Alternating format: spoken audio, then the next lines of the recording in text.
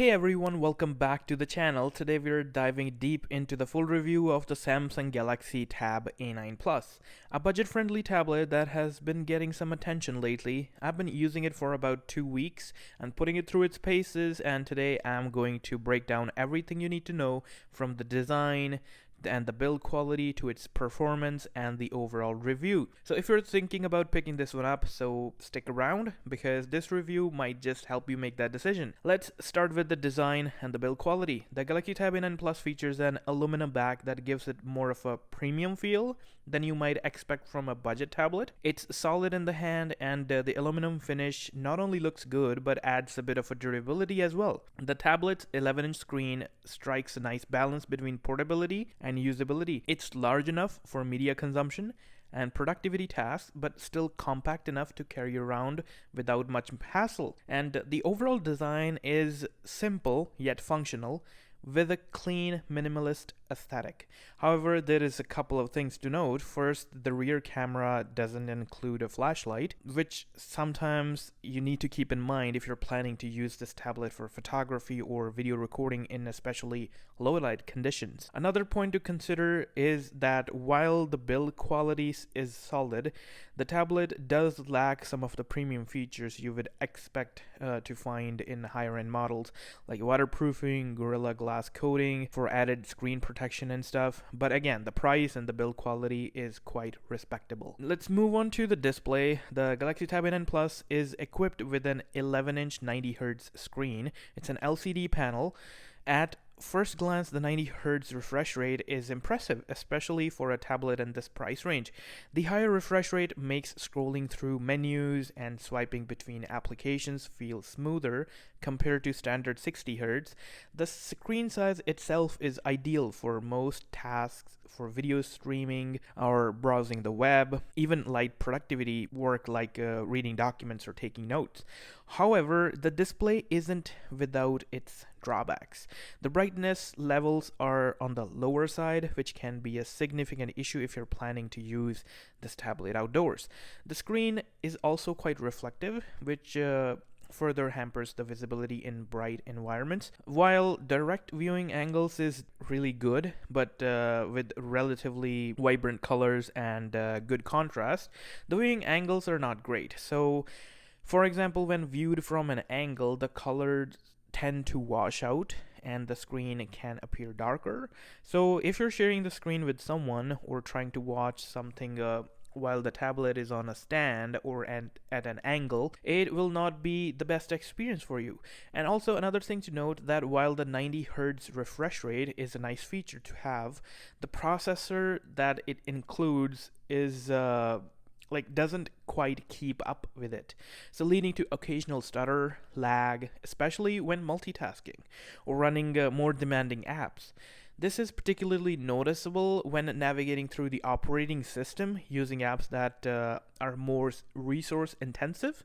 So while the 90Hz refresh rate is a great selling point, it doesn't always translate to a smoother user experience. Let's talk about the performance for a bit. And under the hood, the Galaxy Tab A9 Plus is powered by a mid-ranged processor, which is adequate for basic tasks like web browsing, streaming videos, using social media applications. For these kind of activities, the tablet performs reasonably well. Shouldn't encounter too many issues. However, once you start pushing it with more demanding tasks, the limitations of the processor becomes apparent. I tested this tablet with a few games, including PUBG Mobile. The experience was less than ideal, to be honest. It didn't allow me to enable the 90Hz refresh rate option even in the settings, because that was a limitation of the processor, and which was disappointing. The game was playable, but there were noticeable frame drops and stuttering, especially during more intense moments. For lighter games such as Subway Surfers and Hill Climb Racing, like the more family-friendly zoned games, like smaller ones, mini-clip games you can call them, the tablet performed better. But even then, it was not as smooth as you would expect from a device with a 90Hz display. And the 64 gigabyte model, which I have right here, which comes with 4 gigabytes of RAM, struggles even more with multitasking and running heavier apps. If you're considering this tablet, plan to do anything more than a little bit of a basic task, I would highly recommend going for the 128 gigabyte version, which comes with 6 gigabytes of RAM. And yeah, so that will be a little upgrade, and the extra RAM makes a difference in overall performance, allowing for smoother multitasking and a bit more headroom when running larger apps. But even then, don't expect this tablet to handle high-end games or intensive tasks particularly well. It's simply not designed for that, to be honest. Let's move forward after the performance. Another big thing that I want to talk about is the battery life. And the battery life on this particular tablet is another area where the tablet has its pros and cons. So if you are using this tablet for lighter tasks like watching YouTube, Netflix, or browsing the web, the battery can last a decent amount of time, like a full day, generally getting through like a full day and even remaining some. However, if you're gaming or running more demanding apps, then it's a whole another story. The battery life drops significantly. During my testing, I found that the tablet lasted around 3 to 4 hours while gaming, which isn't that great. And the tablet also tends to get quite warm when extended gaming sessions, which is something to be aware about.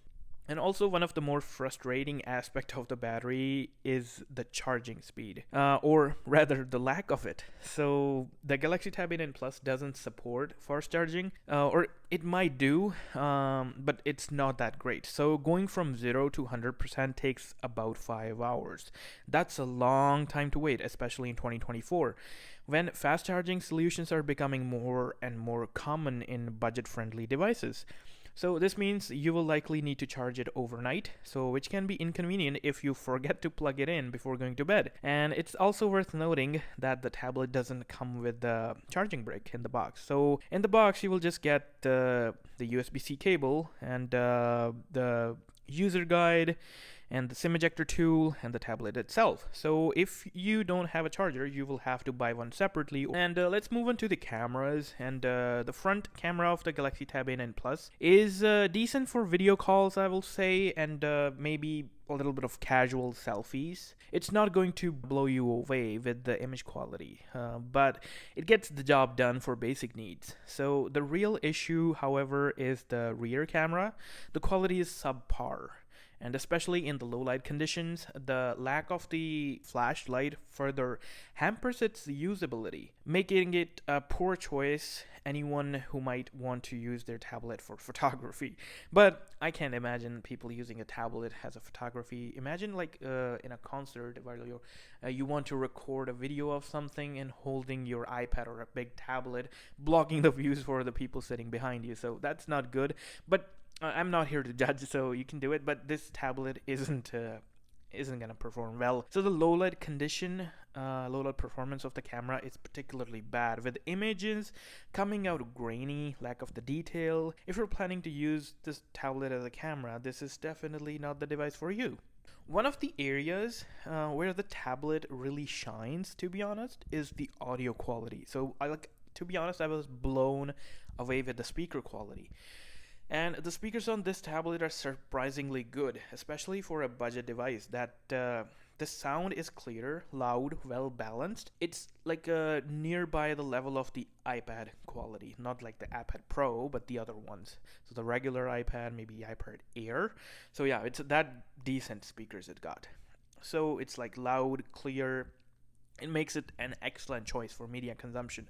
Whether you're watching Netflix, YouTube, or scrolling through TikTok, the audio experience on this tablet is as strong as suit. In fact, the speaker quality is so good that I would say the tablet is more oriented towards the content consumption instead of creating, because if you're buying this tablet for creating content or editing, then no, don't look at it, so just skip it. To give you a better idea, I'll demonstrate the speaker quality in this video, so you can hear it for yourself, but it will not be as because of the YouTube compression and stuff, but still you can get a decent idea how this sounds.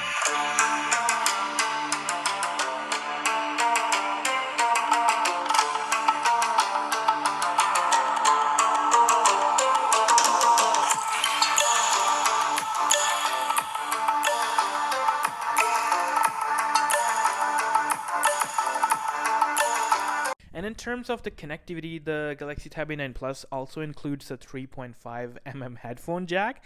This is a feature that's becoming increasingly rare in modern devices.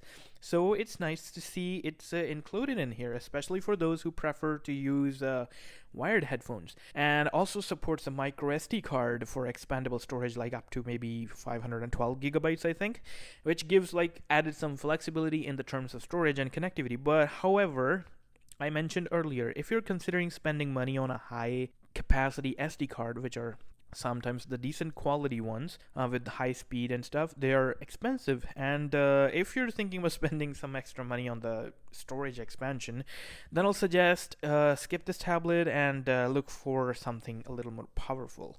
So get your money's worth. And also, let's move forward and talk about the UI and the experience. Galaxy Tab A9 Plus runs on version of Android, which is running the Samsung's UI on top. And while the software is generally easy to use and packed with features, it does come with a fair bit of bloatware installed. A lot of Samsung applications which no one uses. So like out of the box, the tablet is loaded with a number of pre-installed Samsung applications you might not even want there. So my recommendation is, as soon as you unbox the tablet and set it up, to uninstall or disable as many of these apps as possible to free up some storage and also maybe reduce the load on the processor.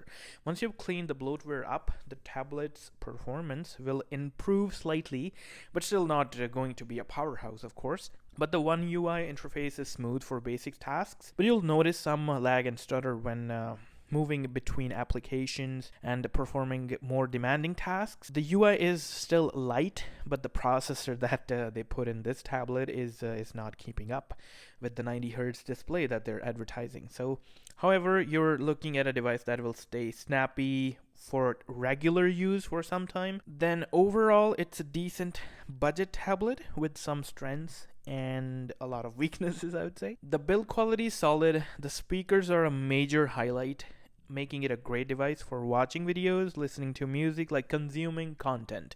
So for example, if your family or your kid needs a tablet for watching some YouTube videos and stuff, then this will be a good choice, I would say. So save some money.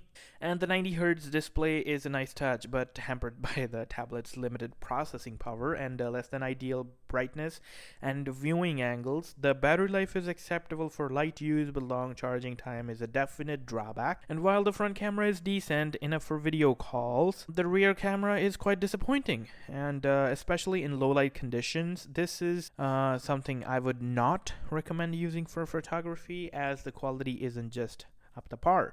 Who's this tablet for? So if you're looking for like a budget friendly primary device for media consumption, then Galaxy Tab A9 Plus can be a good choice, especially if you're able to get it at a discounted price, like I got this one.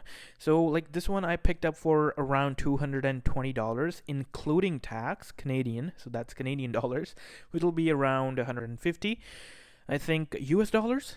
So it was a really good deal. For that price point, you're getting your money's worth, I think. But for its regular retail price, which is around $300 Canadian, I think your money's will be better with an iPad. If you're looking for something that can handle more intensive tasks like gaming, productivity, or even basic photography, you might find the iPad better option. So let's talk about that a little bit. So now, if you're willing to stretch your budget a little bit, so for example, if you're not able to find a good deal on it, so it'll set you back over $300 Canadian, including tax. So if you can like put a little bit more money into the budget, then you can find iPad 10th generation with the much faster A14 Bionic processor. You will get smooth performance across the board. The iPad also comes with a top-notch quality 4K camera, front and the back, so making it a far superior option for anyone interested in photography or video recording. And with that high-end processor,